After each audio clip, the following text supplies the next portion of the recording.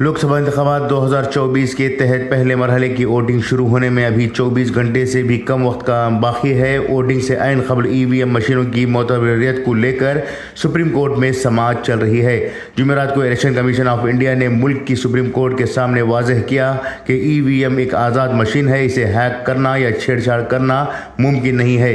وی وی پیٹ کو دوبارہ ڈیزائن کرنے کی ضرورت نہیں ہے۔ الیکشن کمیشن نے سپریم کورٹ میں اپنے بیان میں کہا کہ اگر ای وی ایم کی بجائے مینول گنتی کی جائے تو انسانی غلطی کے امکان کو رد نہیں کیا جا سکتا۔ موجودہ نظام میں انسانی شرکت داری کم سے کم ہوگی۔ الیکشن کمیشن نے سپریم کورٹ کو بتایا کہ کیرلا کے کاسرگوڈ میں ووٹنگ مشین کی مشق کے دوران الیکٹرانک ووٹنگ مشین یعنی ای وی ایم میں اضافی ووٹ ظاہر ہونے کی الزامات غلط ہیں۔ سپریم کورٹ ان درخواستوں کی سماعت کر رہی ہے جس میں voter verifiable paper audit trail یعنی وی وی پیٹ کے ذریعے ای وی ایم کے ذریعے ڈالے گئے ووٹوں کی مکمل تصدیق کرنے کی درخواست کی گئی تھی۔ Senior deputy election commissioner Nitish Kumar Vyas نے جسٹس سنجیو کھنہ اور جسٹس دیپانکر دتا کی بینچ کو بتایا کہ یہ رپورٹس غلط ہیں۔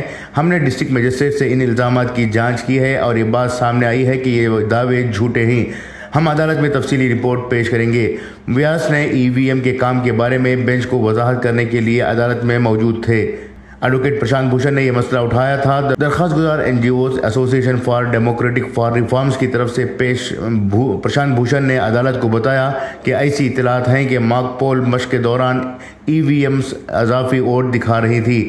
بیورو رپورٹ، انقلاب نیوز، نئی دہلی۔